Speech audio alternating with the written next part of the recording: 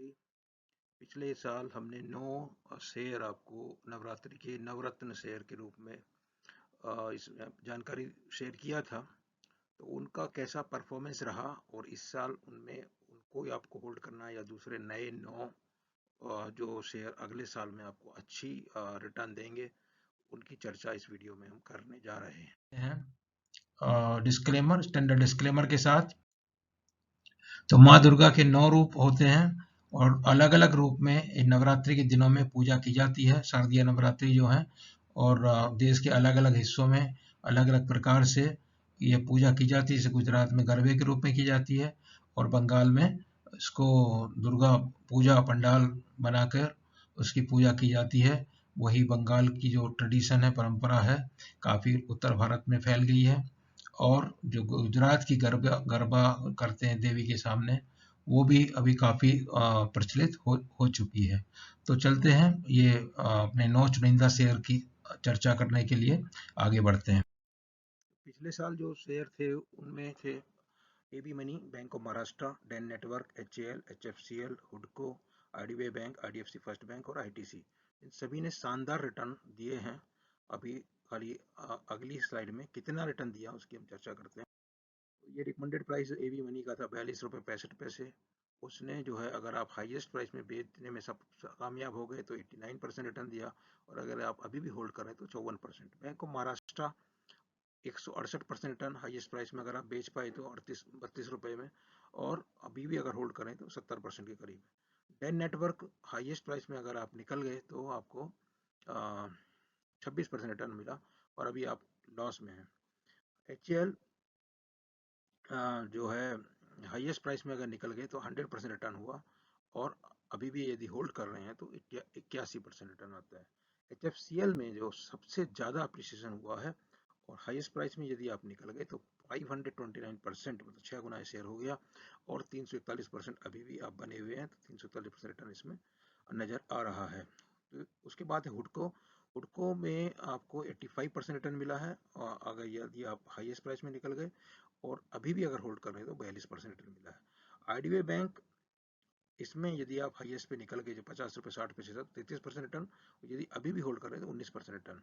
और IDFC first bank, इसमें जो है आप हाईएस्ट प्राइस में निकले तो 118% रिटर्न, और ये अभी भी होल्ड करें तो अभी आपको 50% करीब रिटर्न मिल रहा है। आईटीसी, आईटीसी में 46% रिटर्न मिला हाईएस्ट पे अगर आप निकल गए, और यदि अभी भी होल्ड करें तो अभी आपको 37% रिटर्न मिला है। इसमें जो ग्रीन कलर में दिखा है वो इस साल के रिकमेंडेशन में भी शामिल है। ये 5 और 5 जो है उसमें से 4 जो है हमने दूसरे शेयर अभी लिए हैं। और लेकिन कहने की बात यह है कि अभी इनमें क्या सरप्राइज एलिमेंट उतना नहीं रहेगा। एचएएल आप होल्ड कर सकते हैं, एचएफसीएल भी होल्ड कर सकते हैं, हुडको भी होल्ड कर सकते हैं, और एबी मनी भी होल्ड कर सकते हैं। लेकिन रिटर्न जो है जिस तरह के अभी मिले हैं, अगले साल में हो सकता है उतने रिटर्न नहीं मिले। और दूसरी बात यह है कि अभी बाजार क्योंकि हाईएस्ट लेवल पे है, तो आपको ऐसा शेयर चुनने की हम सिफारिश कर रहे हैं जिसमें कि डाउन साइड रिस्क कम हो और बढ़ने की पोटेंशियल ज़्यादा हो।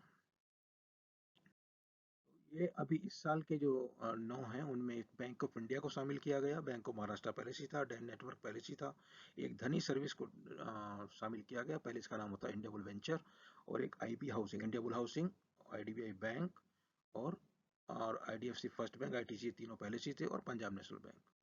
इनको क्यों शामिल किया गया, उसके साथ साथ इनके क्या पैरामीटर्स हैं, तो उनका ब्रीफ में चर्चा हम करेंगे।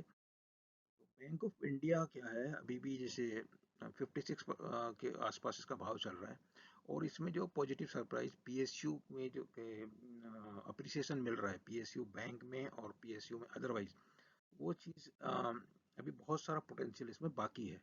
तो अभी के प्राइस में भी आप जो परचेज करेंगे तो आपको अपसाइड बहुत ज़्यादा है, डाउन साइड कम है, क्योंकि बाजार बढ़ी हुई है। इसमें आपको देखना, जो कोई भी निवेश यदि करना है नया या अपना पुराना निवेश को रिव्यू करना है, तो उसमें ये देखना है कि डाउन साइड रिस्क कितना है और अपसाइड पोटेंशियल कितना है। तो बैंक ऑफ इंडिया में उस हिसाब से देखते हैं कि अपसाइड काफ़ी ज़्यादा है और डाउन साइड बहुत ही कम है। उसी तरह से है बैंक ऑफ महाराष्ट्र, बहुत रिटर्न दे दिया मगर इसमें अभी भी काफ़ी सारा पोटेंशियल बाकी है, और ये डाइवेस्टमेंट कैंडिडेट है। जब तक डाइवेस्टमेंट नहीं होगा तब तक आप इसको आराम से रखे रहें, और ये बहुत अच्छा आपको रिटर्न देके जाएगा। डेन नेटवर्क में जो पिछले साल में रिटर्न आपका नहीं आया है, उसका कारण ये रहा कि जो इनका विलय होने वाला था 4 कंपनियों का, डेन नेटवर्क का, CNBC और नेटवर्क 18 और TP18 के साथ में, वो फिजल आउट हो गया, नहीं हुआ। लेकिन कंपनी की फाइनेंशियल मजबूत हुई। बीच में इसका एक OFS भी आया, जो इनको इसका एक्चुअली प्रोमोटर होल्डिंग ज़्यादा था, वो ऑफलोड हो गई, उसके चलते बाजार में शेयर बढ़ गए, इसी के लिए डिप्रेस्ड है। बट आने वाले समय में अच्छा रिटर्न देके जाएगा, ऐसा मान के चल सकते हैं।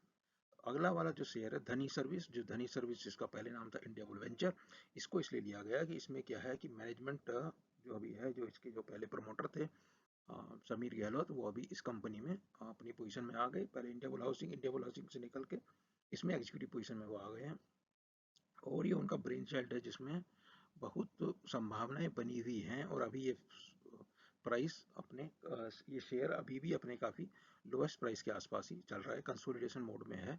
और जैसे ही इसका पोटेंशियल मार्केट में रियलाइजेशन होगा, तो इसमें अच्छा रिटर्न मिलने की उम्मीद बनी हुई। इंडिया बुल हाउसिंग में चेंज हुआ बेसिकली मैनेजमेंट और ओनरशिप। तो इसको जो ये साउथ बेस्ड कंपनी है, और जो उनके PE हैं, उनकी ओनरशिप अभी बढ़ गई है, समीर गहलोत की ओनरशिप जो है घट गई है, और वो प्रमोटर से बाहर निकल रहे हैं। और इसका जो अभी मैनेजमेंट चेंज हो रहा है, तो उसके हिसाब से जो निगेटिविटी इस स्टॉक में बनी हुई थी, जिसके चलते 1400 रुपये से लगा के 200 और 240 रुपये भाव आ गया, तो उस प्रकार से इन्होंने दूसरा और क्या किया, इन्होंने अभी क्या फंड बेस्ड सर्विस कम करके अभी non fund based service risk element जो है उस हिसाब से इनका काफ़ी घट गया। और कई सारी बैंकों के साथ इन्होंने टाई अप किया हुआ, जिनके साथ ये लोन ओरिजिनेट करेंगे और वो फंडिंग करेंगे। ये खाली 20% एक्सपोजर इनका रहेगा बैंक का, बाकी 80% एक्सपोजर रहेगा। तो डिफॉल्ट के केस में जो है वो बैंक 80% और इनका 20% अपना स्टेक उसमें रहेगा।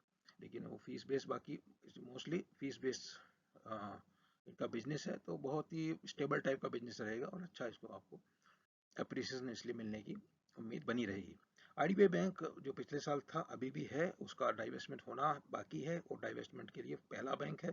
तो अगले 4-6 महीने में इसको आप निवेश किया हुआ है तो चालू रखिए, और नहीं किया है तो करेंगे, तो इसमें देखना है डाइवेस्टमेंट के समय जो अप्रिसिएशन मिलेगा, उसमें आपको उसमें ध्यान रख के निकल जाना भी के बारे में सोच सकते हैं, या फिर अगर नया अच्छा इसका मालिक प्रमोटर बनता है, तो उसके हिसाब से इसको रिव्यू कर सकते हैं। IDFC फर्स्ट बैंक जो है काफ़ी अच्छा परफॉर्मेंस दिया था, लेकिन अभी क्या इन्होंने कुछ लॉस रिकॉग्नाइज किया फर्स्ट क्वार्टर में, जिसके चलते जो है PYE और डिविडेंड, ये PYE जो है नहीं नज़र आ रहा है, क्योंकि लॉस डिक्लेयर किया फर्स्ट क्वार्टर में, और उसके चलते अभी प्राइस डिप्रेस्ड है। बट ये एक अच्छा है शेयर है, जिसको आप